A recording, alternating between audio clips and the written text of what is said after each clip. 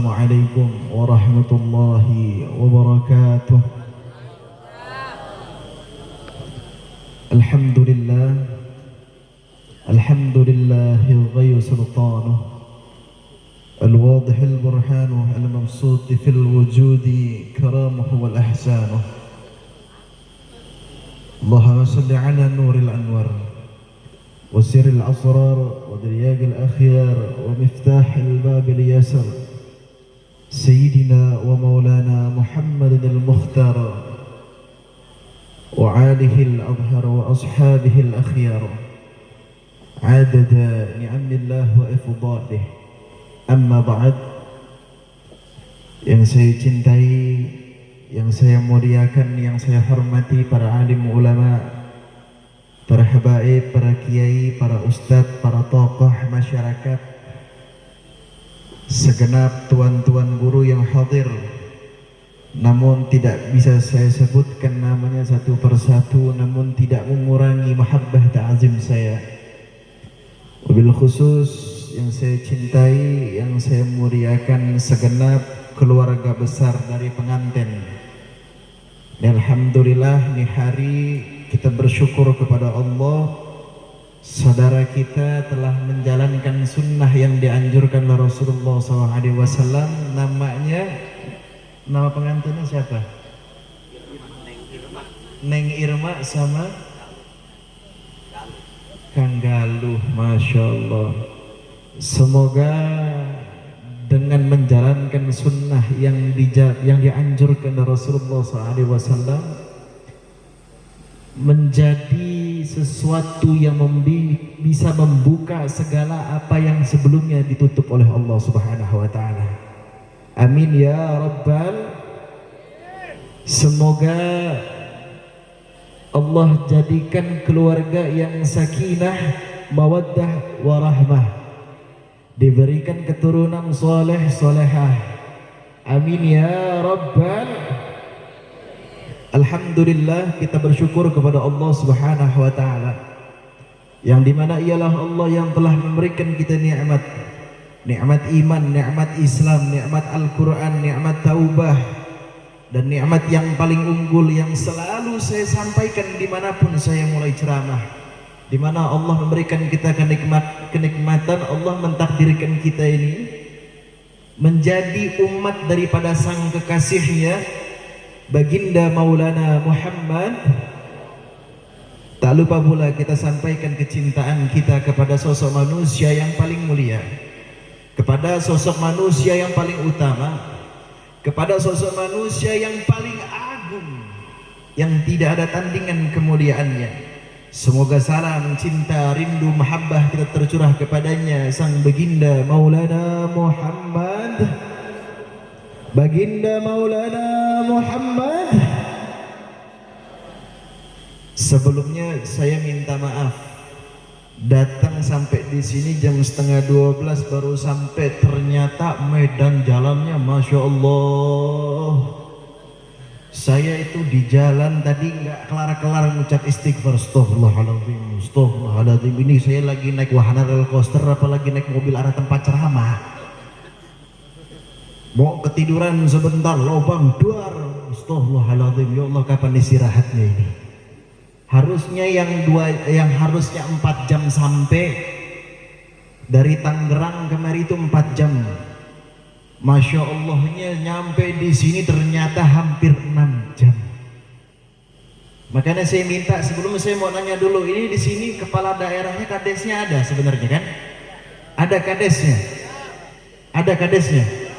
Makanya saya minta tuh sama kades, saya minta tolong di sini warganya perlu difasilitasi, betul? Di sini warganya perlu fasilitas yang baik, betul?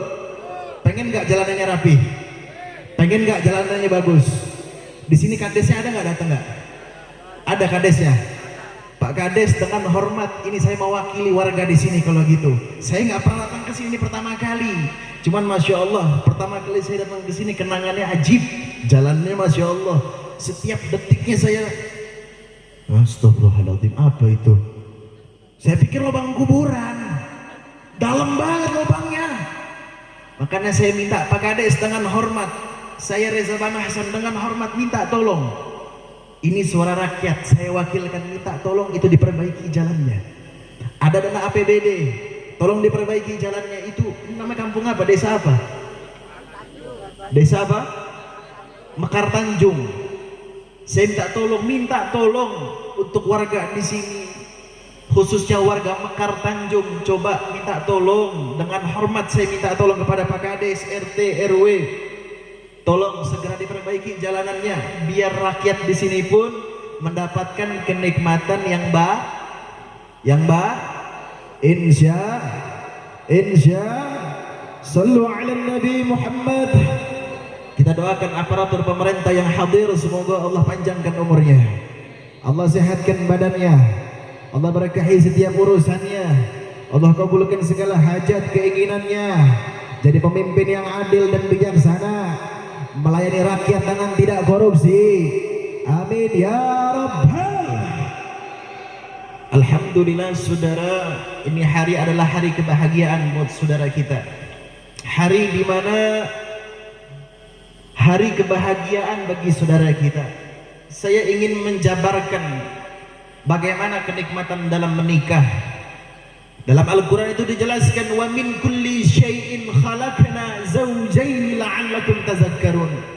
Kuciptakan manusia itu berpasang-pasangan agar tahu kebesaranku.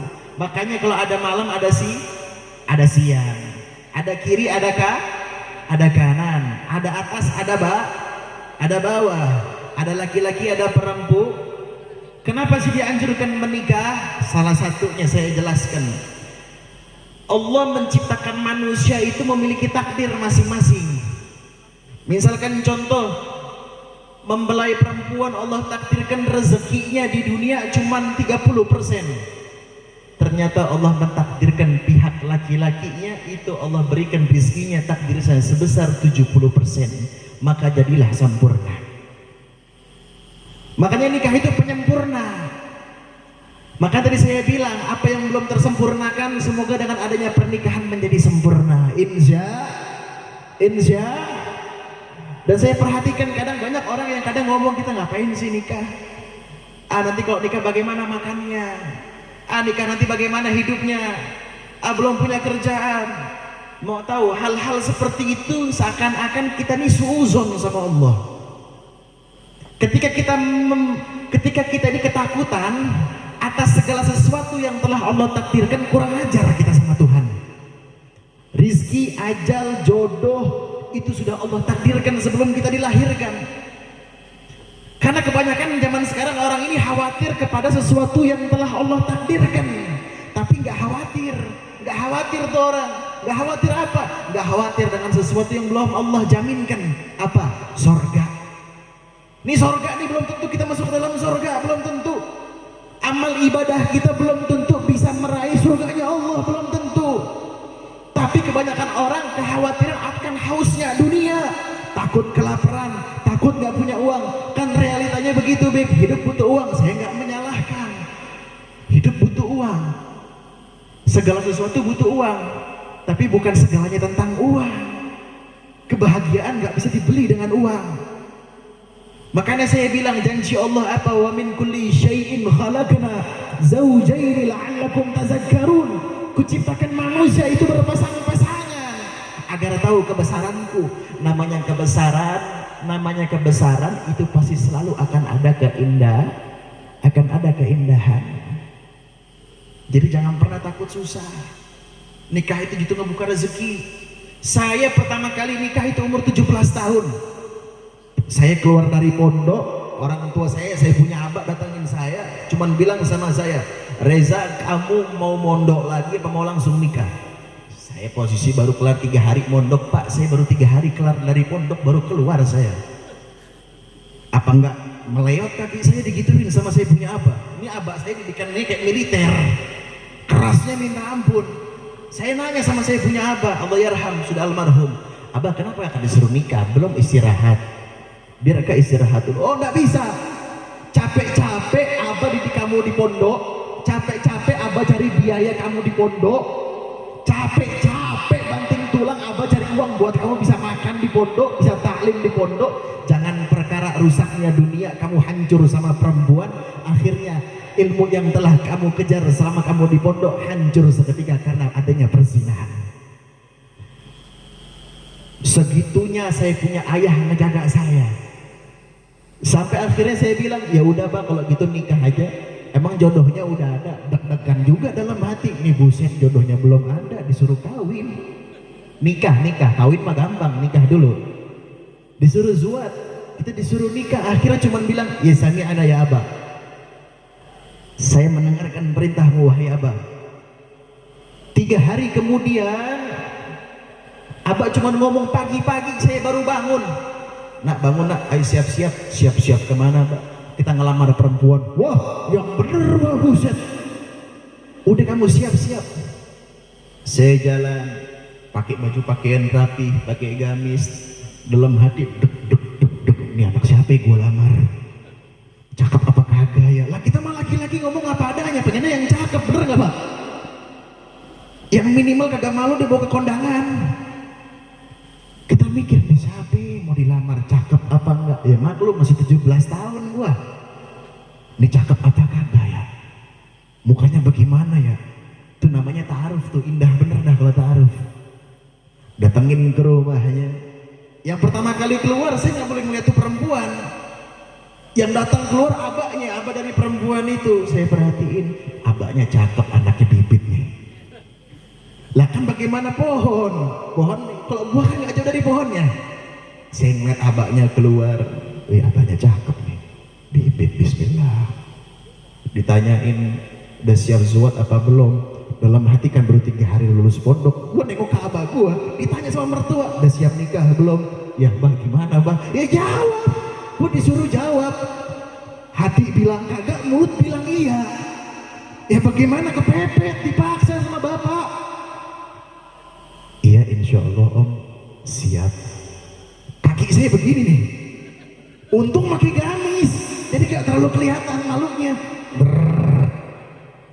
Siap bang. Ya udah besok atur lamarannya. Bah kalau boleh tahu anak abah umur berapa? 16 tahun. Gue makin nengok ke bapak gue lah bah. 16 tahun bah. Ya kenapa emang? Salahnya di mana? Yang ente kerjain ini sunnah Rasulullah.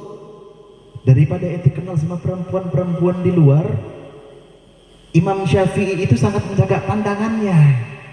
Karena Imam Syafi'i itu kalau sedikit ngelihat aurat perempuan yang bukan mahramnya luntur hafalannya. Segitu saya dijaga sama saya punya orang tua. Akhirnya Abah ya karena Abah sayang bilang saya seperti itu, nih laki-laki dipertaruhkan itu, dipertaruhkan harga dirinya nih, buset. Siap Pak, saya siap nikah. Bawa dalam hati, mampus besok gua mau ngasih makan dia apa? Besok gua mau ngasih ngempanin dia apa?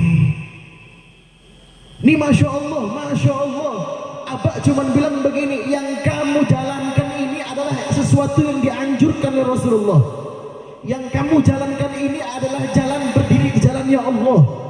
Kamu harusnya malu ketika kamu menjalan dengan perempuan dengan keadaan tanpa status. Sama halnya seperti kau menghinakan perempuan tersebut, membawa perempuan tanpa adanya tanggung jawab dan status.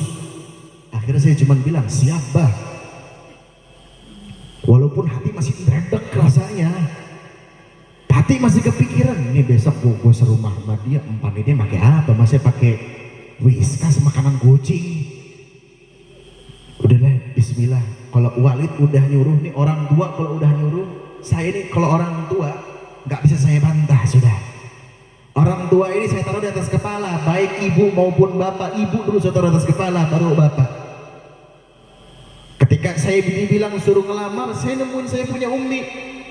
Mi kakak disuruh ngelamar perempuan, Mi bentuknya belum tahu lagi kayak gimana. Takut Mi. Yang nyuruh siapa? Abah. Ya udah, surga umi itu. Jadi dalam keluarga kami ini yang paling utama bagi anak adalah seorang ibu. Tapi bagi seorang istri yang paling utama adalah seorang suami. Jadi dibalikin lagi, dilempar ke saya punya ayah dalam hati. Ya, umi gue dukung kek, jangan dulu. Enggak, dilempar juga ke bapak gue. Udah nih, 3 hari kemudian, hari pertemuan, ketemu, ngelamar langsung. Saya cuma ditanya, "Bah, ini lamarannya bagaimana, modelnya kayak apa kalau lamaran?"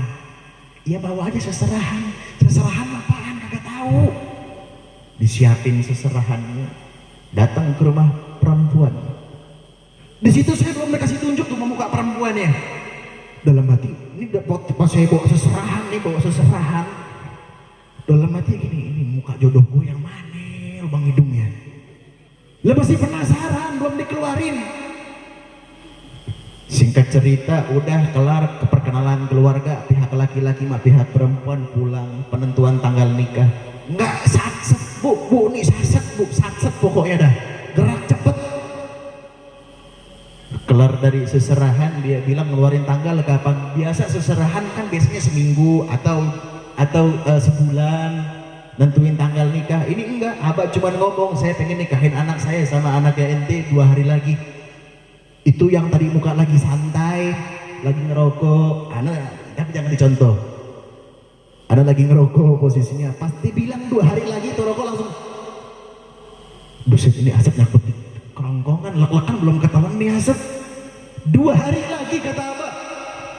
Akhirnya saya bilang, "Ya akhir sami'na ya abah, 2 hari lagi kita nikah." Hari pertama, hari kedua menjelang hari pernikahan, wow, itu hari paling indah lah kalau diingat-ingat. Saya yakin tadi pengantin tadi itu waktu menjelang hari hak pernikahan juga sepenang kepalanya sebenarnya. Pas hari haknya, "Ankahtuka wa zawwajtuka makhtubataka nitin ala fubiyah." Kita mulai akad. Itu perempuan belum dikeluarin juga, belum. Akadnya belum dikeluarin tuh perempuan. Itu adat kami, saking ngejaganya marwah perempuan. Ketika belum diakad, belum jadi hak milik, gak boleh dilihat, gak boleh dinikmatin kecantikannya. Itu keluarga kami menjunjung tinggi kehormatan seorang perempuan. Gak sampai di situ, kelar akad nih, akad pak. Bayangin anak 17 tahun lagi akad, 4 kali ngulang gua pak. Kobil ulang ya khair. Kobil itu kaki, tangan, kepala, buset, kaki gue dingin banget rasanya. Yang dibayangin apa di malam pertama gue mau ngapain ya? Kelar nih akad ceritanya. Kobil tuh tazwijha. Sebelum akad keempat terakhir abah cuman bilang, "Mantepin hati lu. Ingat yang lu jalanin ini perintah Allah yang dianjurkan oleh Rasulullah SAW. Jangan gugup, ente laki, jangan bilang anak abah ente kalau ente gugup kayak begini. Siapa? Innamal a'malu binniyat. Bismillah. Qabiltu tazwijha wa nikahaha bil mahril mazkur." Serentak bilang sah. Pas udah pada bilang sah, gua tahu perasaan pengantin dari laki-laki. Orang bilang sah, darah udah kayak ngocor rasanya. Bohong nggak? Plong bu, saya sampai begini nih.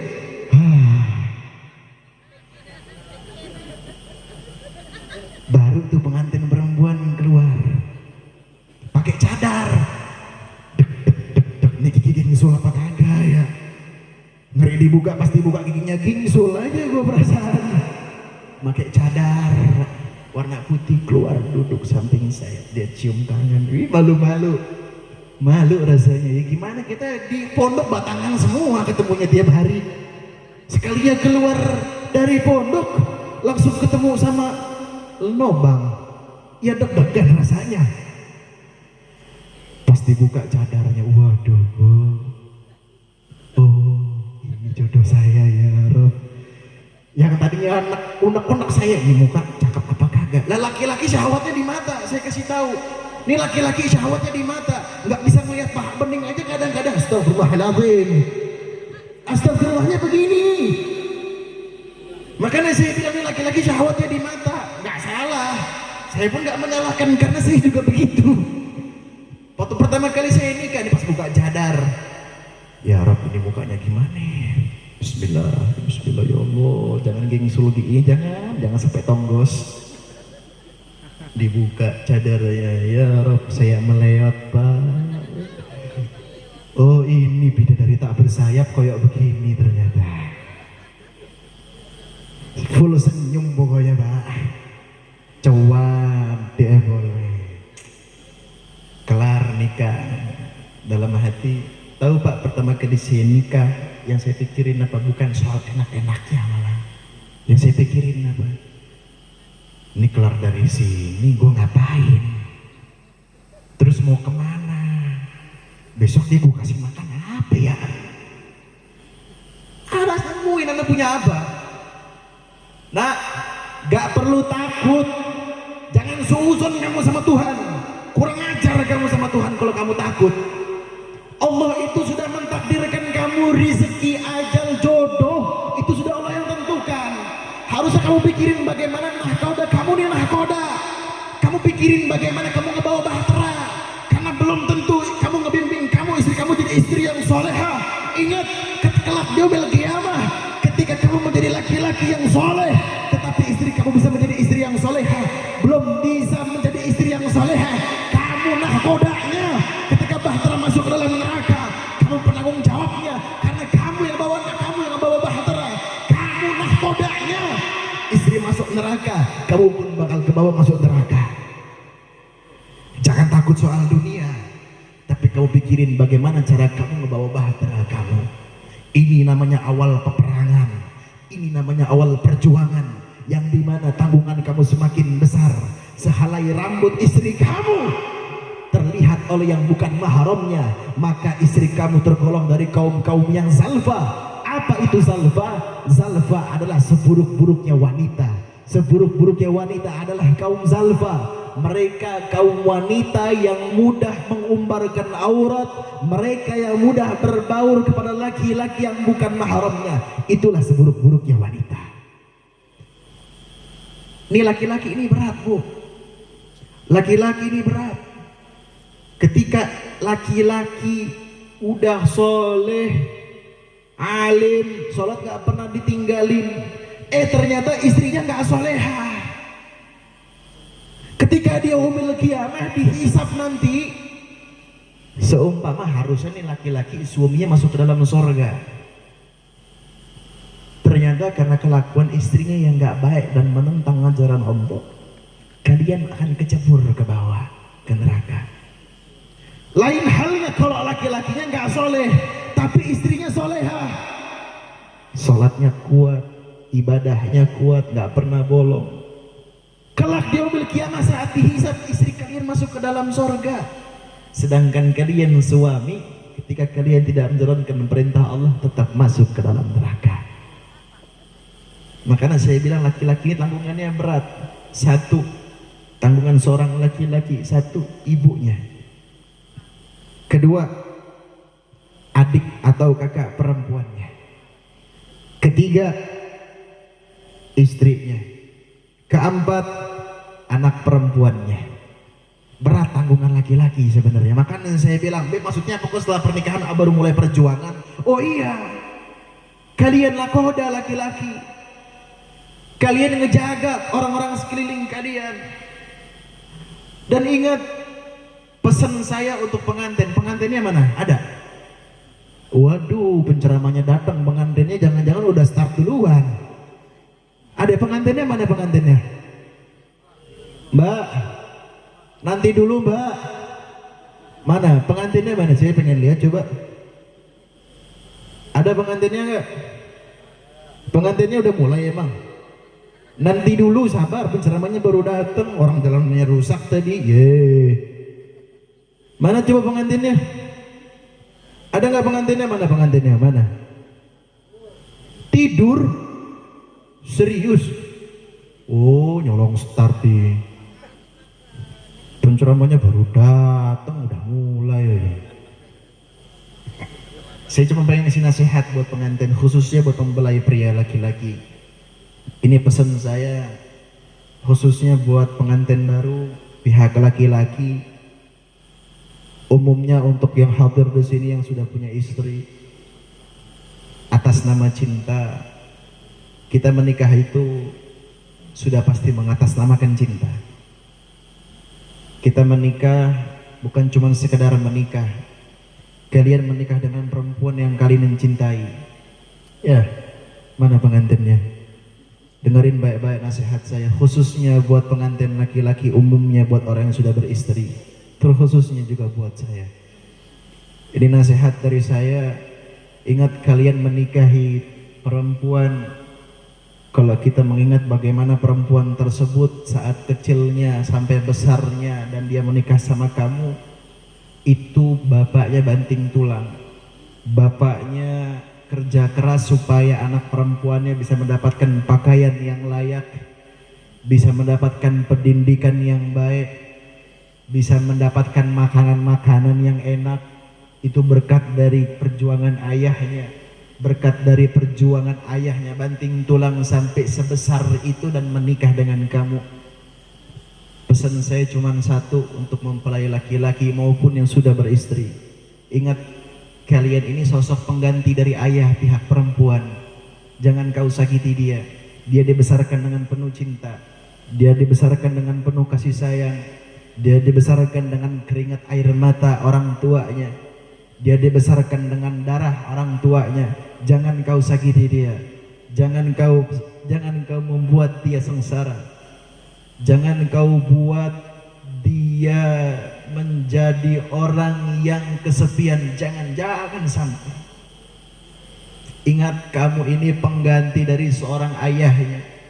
Ayahnya banting tulang, kerja keras untuk ngebesarin anaknya. Jangan sampai ketika memilih hidup dengan kamu, memilih hidup dengan kita laki-laki, hidupnya jadi sengsara, jadi susah makan, jadi makanannya nggak enak, menggunakan pakaian yang nggak layak. Kalian laki-laki adalah pengganti dari seorang ayahnya. Cinta pertama dari seorang perempuan itu adalah ayahnya. Kalian sekarang menggantikan posisi dari sang cinta pertama perempuan. Jangan kau sakiti dia, jangan pernah main tangan sama perempuan. Ketika marah lebih baik menghindar, jangan gampang ucap kata cerai.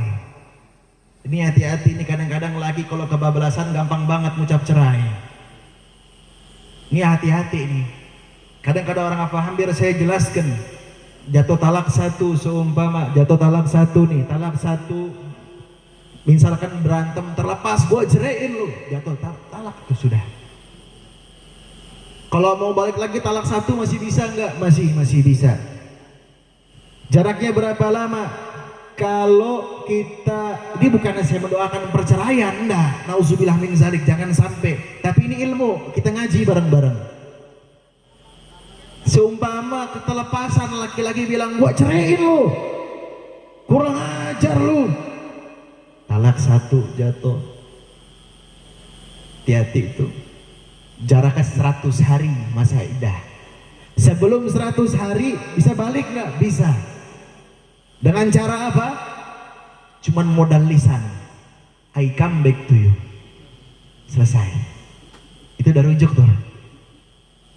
Ternyata berantem lagi seumpama nih, ucap lagi, gua ceraiin lu. Mau niatnya bercanda ke, mau niatnya sedang marah ke, tetap jatuh talak. Nggak bisa dipermainkan soal talak nih, makanya hati-hati. Jatuh talak. Misalkan masih cinta, pengen balik lagi, bisa nggak balik talak 2? Bisa. Kalau belum lewat dari 100 hari, masa iddah belum selesai, datang panggilin untuk perempuannya, I come back to you again. Saya balik ke kamu lagi. Selesai. Bisa rujuk. Atau kalau udah ngelewatin masa iddahnya, bisa nggak balik lagi talak 1, talak 2? Bisa. Tapi wajib akad lagi. Nih hati-hati nih, kalau udah talak 3 ini yang bahaya. Hati masih cinta, hati masih ada rasa pengen bareng-bareng sama orang yang kita cinta. Tahu hal yang paling menyakitkan? Hal yang paling menyakitkan itu bukan ketika seseorang yang kita cinta pergi meninggalkan kita, bukan. Melainkan hati kita ikut pergi bersama dengan siapa yang kita cinta. Orangnya udah nggak ada, cintanya masih ada, itu paling sakit tuh. Makanya hati-hati, nggak boleh main-main sama talak. Jatuh, oh ini pengantinnya nih. Masya Allah, seger. Enak? Oh enak. Nih mumpung pengantinnya di tengah-tengah kita doain. Kursi duduk pengantinnya. Nah, kita doain nih, keluarga sakinah, mawaddah warahmah. Diberikan keturunan yang soleh solehah. diberikan rumah yang megah, diberikan rumah yang mewah, tanah yang megah, duitnya banyak. Amin, amin ya Rabbal. Nah begitu kayak agak semangat dikit. Tadi dengar nggak ceramah saya dari awal? Enggak Beb, nggak kedengeran Beb, kamarnya kekunci Beb. Sallu ala Nabi Muhammad. Bentar, lu malam pertama gue yang seret.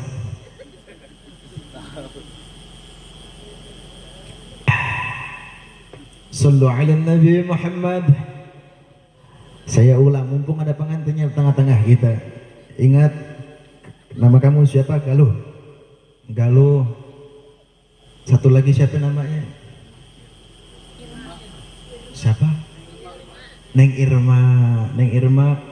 Ini buat khusus buat laki-laki, buat kamu yang baru menikah. Irma masih punya ayah? Masih punya ayah. Berarti hadir ya sebagai wali ya. Hadir sebagai wali nikah tadi. Irma ini dibesarkan sama ayahnya dari kecil dengan keringatnya.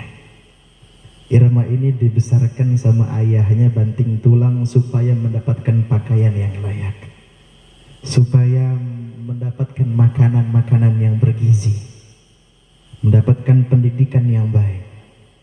Nasihat saya, cinta pertama seorang perempuan itu, nih saya ulang, cinta pertama seorang perempuan adalah ayahnya. Kamu ini pria kedua setelah ayahnya, akan tetapi kamu adalah pengganti dari ayahnya setelah ini. Bukan setelah ini, udah salah, udah jadi pengganti dari ayahnya. Setelah akad, setelah kobil tuh, setelah kamu sudah akad, tanggung jawab ayahnya sudah pindah ke kamu semua. Pesan saya cuma satu, saya punya beberapa pesan, bukan cuma satu. Satu, jangan sakiti dia, karena bagaimanapun ayahnya nggak pernah nyakitin dia. Ayahnya membesarkan dia dengan penuh cinta kasih sayang. Ayahnya banting tulang, kerja pagi, siang, sore, malam mungkin, cuman ingin membahagiakan dia, anak perempuannya. Jangan kau sakiti dia, jaga dia baik-baik. Jangan sampai dia mengeluarkan air mata mengatasnamakan kehancuran. Jaga dia baik-baik, hidupi dia dengan baik. Jangan sampai dia merasa kekurangan, karena selama hidup sama ayahnya, dia dididik sama ayahnya, dia merasa dengan penuh sayang. Dia merasakan kesayangan dari ayahnya. Jangan sampai hidup sama kamu, dia merasakan sesuatu yang pernah ada di hidupnya. Kamu posisinya sekarang menggantikan posisi ayahnya. Harus berjuang, kerja, nafkahin istrinya, bahagiain. Dan satu, nggak boleh pelit sama istri. Ingat itu. Ini kadang-kadang laki-laki pandai juga ngumpetin duit kadang-kadang. Itulah laki-laki. Kadang ada uang sial, ada juga laki-laki uang sial. Uang sial, kenapa uang sial? Sialan udah diumpetin di bawah bantal, masih ketahuan juga sama istri. Uang sial itu namanya. Cuma nggak boleh pelit. Di balik suksesnya laki-laki terdapat doa istri yang hebat. Jaga hatinya. Jangan sampai dia mengeluarkan air mata karena kesedihan. Itu pesan saya untuk pengantin, dan khususnya bagi kita semua yang sudah menikah. Insya kita lanjutkan bab talak. Ya, kita ngaji di sini. Ini nggak boleh nih, hati-hati nih laki-laki nih. Saya ulang, karena pengantinnya baru duduk di tengah-tengah kita. Saya ulang lagi. Ini hati-hati, kalau kita emosi jangan gampang ucap cerai, jangan sampai. Talak satu, talak dua masih bisa balik memang. Sebelum masa idah tinggal ngomong I come back to you, selesai. Rujuk tuh. Perkaranya kalau paling ribet itu kalau udah talak 3. Hati masih cinta, masih pengen hidup bareng, masih pengen kita sekamar bareng. Talak 3 ini bahaya. Bahaya talak 3. Udah gak bisa balik soalnya. Tuh talak 3. Hati kita masih sama dia, cinta kita masih untuk dia. Itu yang saya bilang, hal yang paling menyakitkan bukan ketika seseorang kita cinta pergi meninggalkan kita, melainkan hati kita ikut pergi bersama dengan siapa yang kita cinta. Itu hati-hati itu. Kalau masih cinta jangan sembarangan ucap cerai. Marah boleh, kata siapa nggak boleh marah? Kata siapa nggak boleh ngambek? Boleh, rumah tangga mah kudu begitu. Kalau nggak begitu nggak ada bumbunya. Silahkan, nanti kalian akan mengalami itu. Mungkin kalau sekarang belum. Pengantin baru itu akur-akurnya biasa sebulan, 2 bulan, 3 bulan, setahun, 2 tahun. Nah nanti kok 2 tahun ke atas baru kerasa tuh bumbunya. Entah yang beras habis, entah yang minyak ente habis. Ada ya dan entah perkara kadang-kadang nih perkara. Kenapa? Ketika kita di depan pasangan, sifat asli kita makin kelihatan. Kenapa? Itu pasangan hidup kita soalnya. Pasangan tuh partner. Makin kelihatan sifat pribadi kita yang mungkin di depan orang kita nggak kenal, sok baik, bisa aja sok baik. Tapi di depan pasangan bertahan sok baik selama 10 tahun, 4 yang ada. Sifat pribadinya pasti keluar setelah 5 tahun ke atas. Makanya saya bilang, kalau sudah 5 tahun ke atas menikah, itu bukan kayak lagi pakai cinta, tapi kayak keluarga rasanya. Kok bisa ngomong gitu, gue pengalaman nih bos. Biar kata kecil-kecil gini, buset, pengalaman boleh diadu. Sallu ala Nabi Muhammad. Nggak boleh kita ucap gampang kata cerai ini, nggak boleh, hati-hati. Talak 3, selesai lu, nggak ada urusan. Mau lu bilang masih cinta, tetek bengek, nggak bisa balik. Bisa nggak rujuk, bisa nggak balik, bisa, tapi repot urusannya. Ada dalam fikih namanya muhalil. Tahu muhalil? Saya jelaskan muhalil.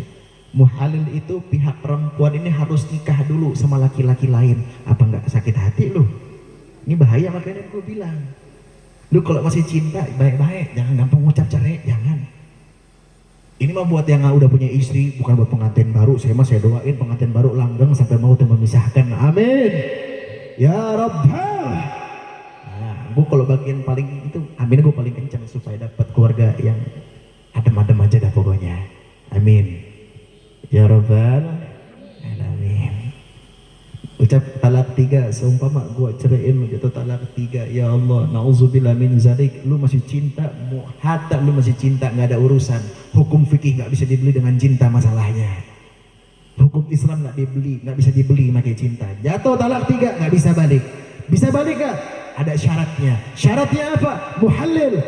Pihak perempuan harus nikah dulu sama laki-laki lain. Bukan cuma menikah. Ingat, ini bukan ngeres. Ini ilmu nih, ini ilmu. Nanti dibilang, lah Habib jauh-jauh ceramah ngeres amat otaknya. Bukan ngeres, deng. Ini ilmu. Boleh gak balik lagi? Boleh. Harus muhalil. Pihak perempuan harus nikah dulu dengan laki-laki lain. Dan gak pernah direncanakan. Contoh direncanakan. Karena bertalak 3, dia cari temennya buat badalan. Ya, tong lu nikahin lu bini gue ya, nanti kelar nikah lu ceraiin lagi supaya gue bisa balik. Nggak bisa, gagal tuh muhalil, nggak boleh. Bukan cuma sekadar nikah, dukhulil khasyafah, wajib ketika menikah dengan yang lain itu dukhulil khasyafah. Ini fikih nih, wajib namanya dukhulil, masuk, khasyafah pahamin sendiri dah. Nggak perlu gue jabarin, nanti dibilangnya ngeres. Makanya gue kagak mau jelasinnya ke arah sono, cuma supaya kisi-kisinya paham. Nanti seumpama setelah dukhulul khasyafah diceraiin sama laki-lakinya, baru mantan suaminya boleh menikah lagi. Lah emang mau sekenan? Jangan, hati nggak akan kuat. Makanya untuk laki-laki, perempuan mau ngucap 1000 talak nggak ada urusan, nggak nyata talak. Mau sampai berbusa tuh mulut, laki, ayah, papa, gua ceraiin lu. Malaikat cuman, hahaha, lu ngapain ngomong cerai bego? Lu kan perempuan ya, lu bini ya, kagak ada suara lu. Tapi laki-laki sekalipun dalam keadaan bercanda maupun marah, gua ceraiin lu, mampus lu. Makanya nggak boleh sembarangan ngomong cerai, paham ya? Lagi berantem, nih hakikatnya perempuan, mohon maaf, perempuan ini hakikatnya emang udah cerewet. Kalau perempuan gak cerewet, hati-hati, justru gue paling serem kalau perempuan gak cerewet. Khawatir itu bukan perempuan malah.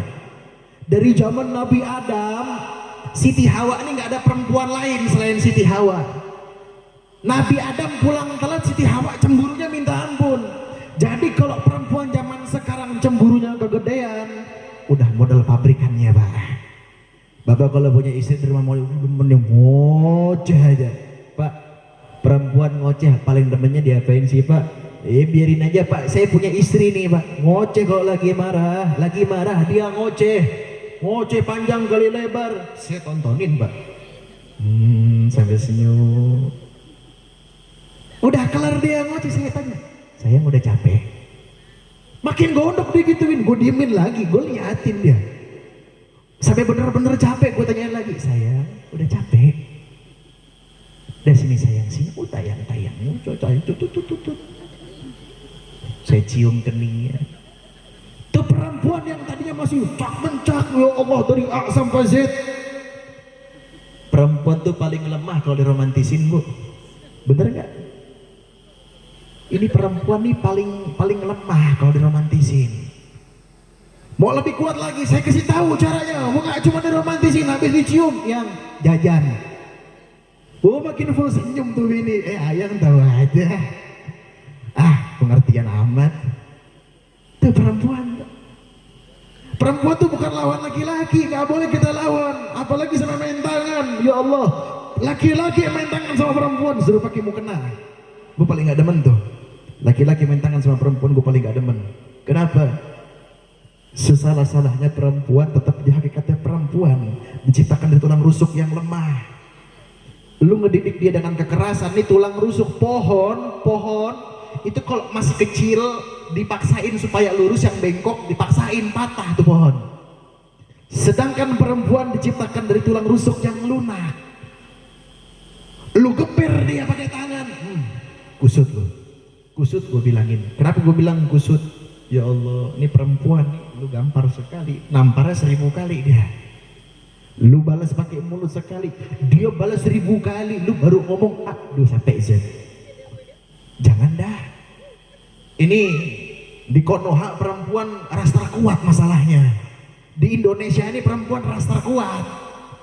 Lu baru ngomong A, dia udah sampai Z. Jadi lebih baik lu laki-laki kita ngalah, diem. Lagi marah senyum.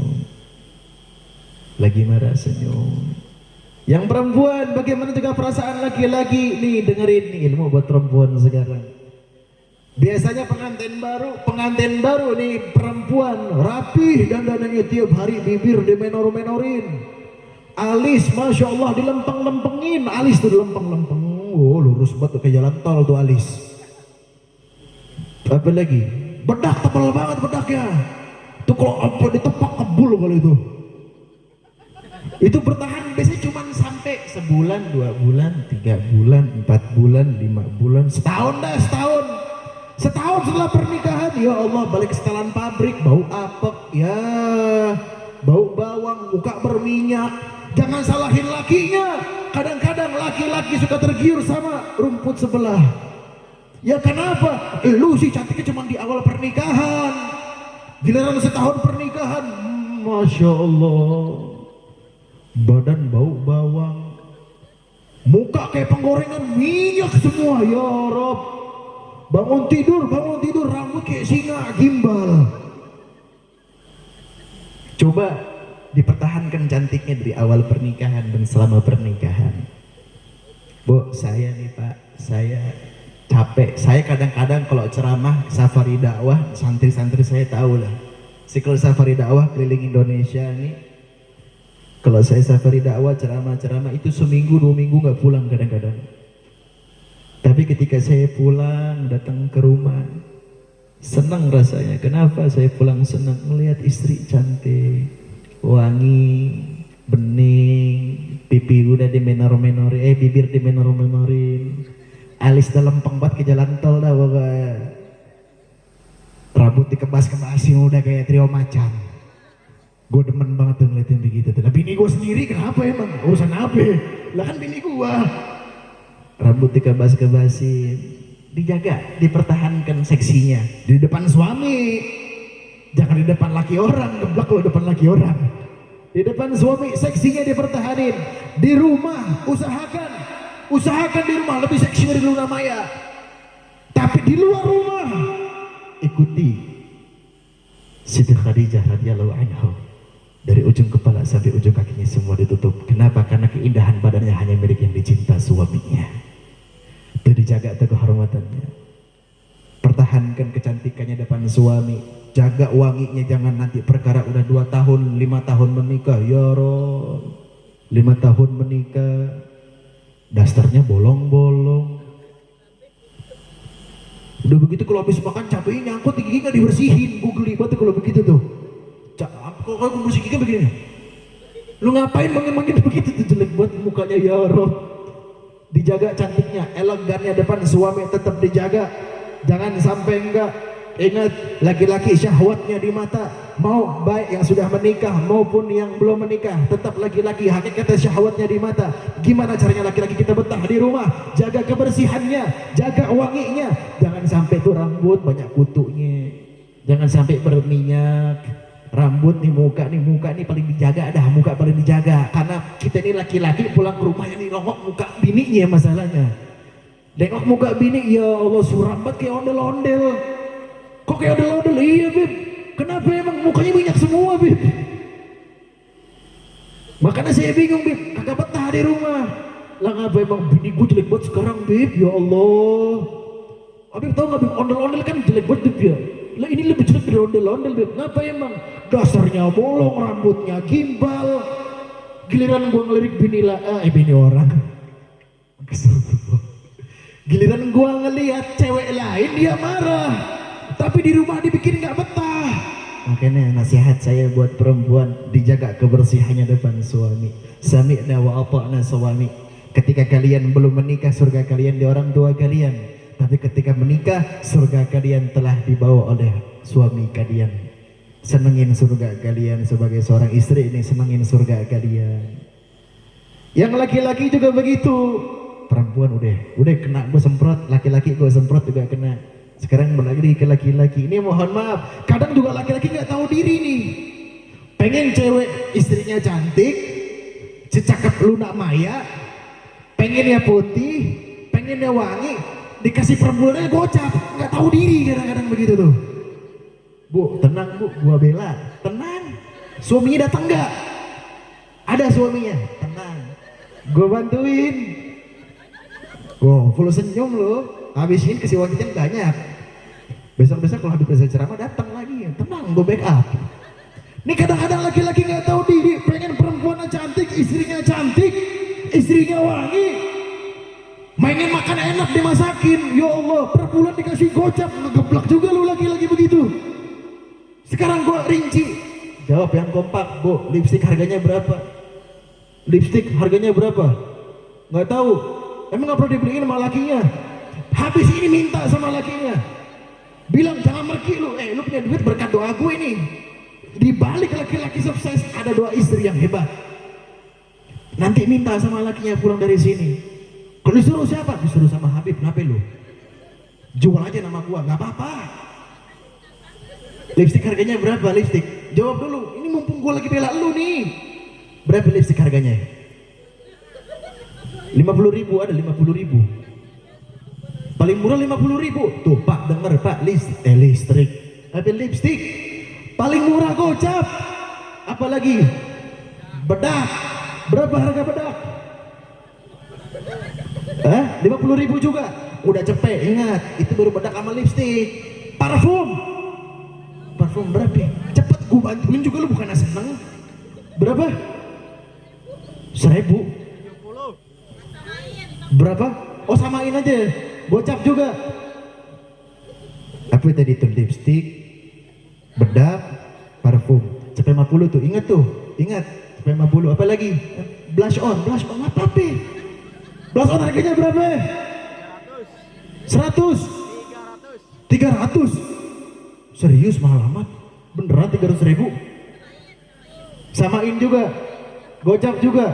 Tuh 200.000 tuh blush on tuh. Pensil alis, biar bisa dilempang-lempangin alisnya. Berapa? Gue tahu alis lu pada botak kalau di rumah kan. Pakai pensil alis. Berapa pensil alis? 30.000. Udah berapa? 230.000. Lu kalau lu ngasih gocap juga masih keterlaluan. Datang ke ceramah gue masih ngasih gocap habis ini ke bini lu. Apalagi bajunya berapa? 50.000, 200.000. Kok gocap semua sih perasaan? Orang kalau lagi dibela gede-gedein. biar dapatnya banyak. Masak per hari berapa? Apa? Masak berapa per hari ini, habis berapa duit biasanya kalau masak belanja sayuran? Cepet. Berapa nggak cukup? 200.000 Pak. Dengerin tuh Pak, 200.000 tuh keluhan istri Pak. Keluhan perempuan tuh. Dengerin, lu ngasih gojek mintanya requestnya perempuan kayak Luna Maya, ngegeblak juga.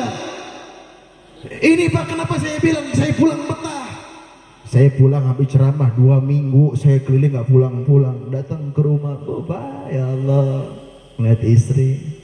Saya pulang, ini buat istri ini. Ketika suami pulang kerja, layani dia dengan baik. Suami pulang kerja, ini saya kalau pulang kerja atau saya pulang ceramah saya bukan jadikan profesi tapi kewajiban. Kerja tetap kerja. Itu ajaran Nabi Muhammad SAW. Saya mengikuti ajaran Nabi Muhammad. Waktunya kerja, saya kerja. Waktunya saya dakwah, saya dakwah. Ini berhubung nikahnya yang sekarang ini saya ceramah nikahan, jadi ceramahnya agak lembut dikit. Ini kalau saya ceramah di tempat lain, biasanya kalau bukan soal nikahan, ya sudahlah, nonton aja di YouTube kalau begitu. Sallu ala Nabi Muhammad. Ini saya pulang ke rumah, setelah saya pulang ke rumah betah. Kenapa? Ngeliat istri cantik. Makanya mau perempuan secantik apapun di luar gue nggak peduli. Kenapa? Bini gue spek Luna Maya bro. Saya pulang ke rumah, disiapin teh, ini pelajarin. Suami pulang, pertama yang harus dilakukan sama seorang istri, cium tangannya. Cium tangannya bolak-balik bu, cium tangan sama suami bolak-balik, dihirup, bau.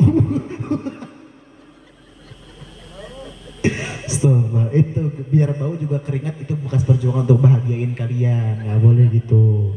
Kalau perkara itu bu nggak bela laki-laki. Ya, datang suaminya cium tangannya bolak-balik, yang suami cium keningnya. Cuci tangan, ambilin teh. Saya kalau pulang diambilin teh, dibuatin teh sama istri saya. Ngaduk ke depan saya lagi gulanya.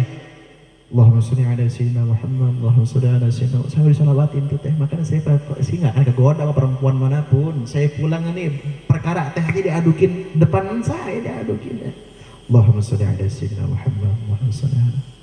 Gimana nggak betah gue di rumah? Pakaiannya buset, pakaian dinas. Paham dah. Lagu mau lakinya suaminya terserah dia, halal pahala malah. Bikinin teh, tanyain sayang capek, dipijitin kaki saya sama istri saya. Ya Allah, itu yang tadinya saya capek kerja, yang tadinya saya capek pulang dari kerja atau saya pulang dari ceramah, tuh capek ngeliat bini begitu capeknya, gua taruh dulu di pagar. Gua masuk itu udah lupa sama capek. Yang diingat apa? Ya Allah, di surga gue bahagia banget. Ngeliat istri begini bahagianya buat laki-laki minta ampun. Bener nggak Pak? Saya bantu sekarang Pak, tenang. Biar Bapak modal juga dapat hasil. Nah kan Bapaknya modal-modal lu supaya lu bahagia. Biar ada hasil juga maksudnya. Dipijitin kaki saya sama istri saya. Sayang capek. Saya dipanggil kakak sama istri saya. Kakak capek Kak. Iya capek sayang, cuman capeknya kakak taruh pagar tadi ngeliat kamu seksi banget ya Allah. Apa lu? Haho, iri, bilang bos. Sallallahu alaihi Nabi Muhammad. Udah kelar dari situ, duduk samping saya, dia nanya, ini biasa ini kalau suami pulang kerja biasain, tanyain dulu, jangan langsung minta duitnya mana. Oh itu geblek tuh namanya, nggak boleh begitu tuh. Tanyain dulu, ayah gimana kerjanya hari ini, lancar? Gimana kerjaannya hari ini, gimana, ada perkembangan enggak, capek enggak, pijitin. Ya Allah, surga banget tuh buat laki-laki. Lu begitu doang udah surga banget dah. Itu laki-laki yang di luar tadi harus ribut dulu nyari duitnya, harus panas-panasan dulu nyari duitnya, pulang dari rumah kebayar capeknya. Tapi kalau perkara baru buka pintu, lu habis dapat duit berapa hari ini? Ya, nggak betah di rumah, kawin lagi yang ada. Sallu ala Nabi Muhammad. Kelar dari situ saya ditanyain gimana sayang kerjaan, tadi ketemu sama klien lancar nggak? Alhamdulillah lancar. Ditanyain dulu, sayang gimana tadi, capek nggak perjalanannya? Alhamdulillah capek, cuma nikmat ketemu sama kamu. Udah menjalankan kewajiban sebagai istri, nyenangin suaminya. Ini suami ini perkara digituin aja pas saya diperhatiin udah senang banget. Baru tuh istri saya suka nanya, sayang capek ya? Iya capek, cuma udah nggak capek sekarang. Kerjaannya lancar alhamdulillah. Sayang minumnya udah disiapin ya? Iya udah disiapin. Bajunya udah disiapin, nih baju gantinya ya? Iya udah disiapin, makasih ya sayang. Amplopnya mana? Lah nggak apa-apa. Kenapa? Dia udah ngelayanin saya, perhatiin saya nggak pelit, makanya bini gue cakep. Kenapa gue nggak pelit sama bini? Modal. Balik lagi ke laki-laki, lu pengen punya bini cakep modal, bener gak? Oh habis ini merdeka lu pulang dari ceramah gua. Sallu ala Nabi Muhammad, sallu ala Nabi Muhammad. Kira-kira sampai sini jelas tidak? Jelas? Sepi amat jelas? Lebantaran suara jangkrik kurang kenceng jelas? Sallu ala Nabi Muhammad. Mau lanjut atau mau udah? Lanjut atau udah? Lah 12:30 ini, 12:30. Kasihan pengantin barunya. Lu ngeganggu, jolim namanya.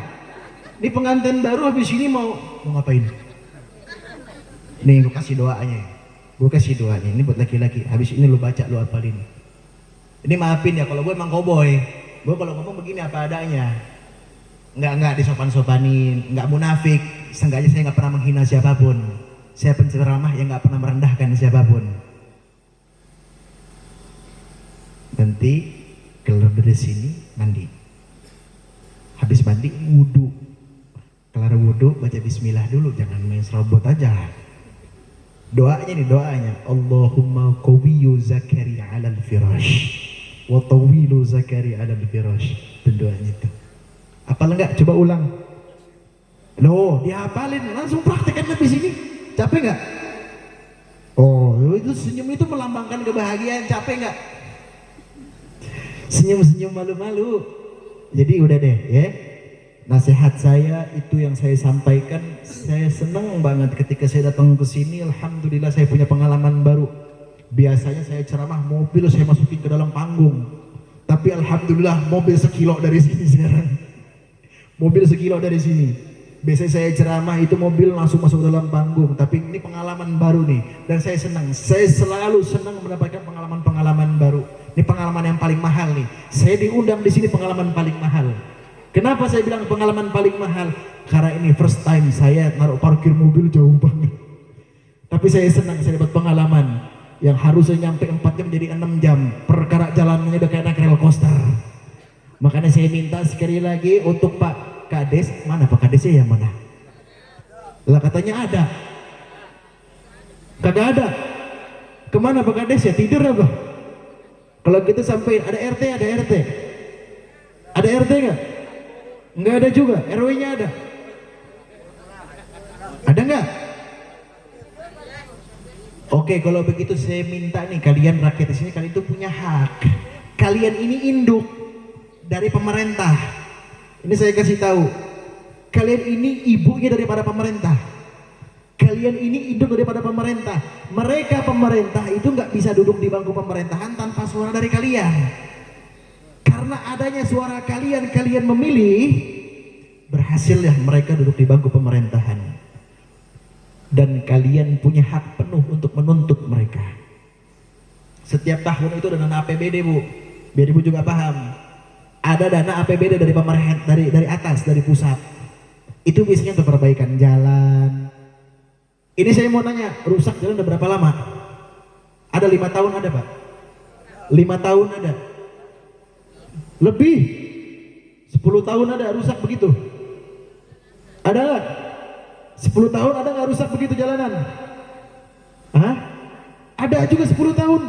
Innalillahi. Pemerintah setempatnya kemana? RT RW-nya ngapain? Kadesnya ngapain? Ini nih, saya paling nggak bisa kalau begini nih. Saya bilang saya nggak pernah merendahkan orang, tapi kalau ada orang zalim saya paling nggak bisa. Apalagi kalian ini rakyat, kalian memilih mereka, tuntut mereka. Ini pernah kejadian saya ceramah di Tasik.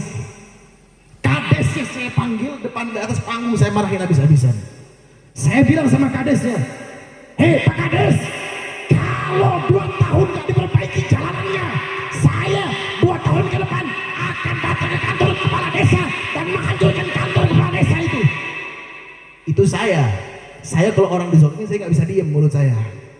Kalau rakyat ditindas saya nggak bisa diem. Ini jalannya ini berarti pemerintah udah zolim ini sama rakyat. Kalau sudah sampai 10 tahun lebih nggak diperbaiki, itu namanya Makanya saya bilang, mau saya nggak peduli, mau di sini ada kadesnya, kek, mau ada antek kadesnya, kek, nggak peduli saya. Sampaikan ke kadesnya sekalian. Kalau perlu saya kasih waktu selama 3 tahun, 4 tahun ke depan maksimal. Kalau belum diperbaiki jalanannya, demi Allah, saya berjanji, saya akan datang ke kantor Kades Mekar Tanjung ini. Saya berjanji demi Allah, 4 tahun ke depan belum diperbaiki jalanannya, saya akan datang ke kantor Kades Mekar Tanjung. Saya akan menuntut mereka untuk memperbaiki jalan yang di kampung-kampung sini. Itu janji saya. Pegang janji saya. Kalian boleh rekam 4 tahun ke depan. Kalau belum ada perbaikan, saya yang akan datang. Kalau rakyat gak didengarkan, biar saya yang turun tangan.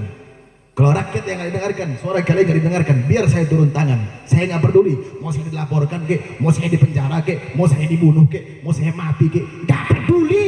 Selama rakyat bisa merasakan kenikmatan, selama rakyat bisa merasakan kenikmatan yang enak, dipimpin oleh pemimpin-pemimpin yang bijaksana, pemimpin-pemimpin yang adil, itulah yang saya cari. Sebab kebahagiaan rakyat itu tujuan saya. Lisan saya ini pedas untuk mereka yang zolim, apalagi zolimnya sama rakyat. Saya nggak peduli mau ada orang kades kayak di sini, mau ada RT RW-nya, nggak peduli saya. Mau laporin, mau penjarain saya, nggak apa-apa, saya ikhlas dunia akhirat. Tapi satu, jangan kalian biarkan rakyat di sini merasakan kesengsaraan. Saya nggak bisa melihat itu. Saya nggak bisa melihat rakyat disengsara, saya nggak bisa. Kira-kira sampai sini jelas tidak? Jelas tidak?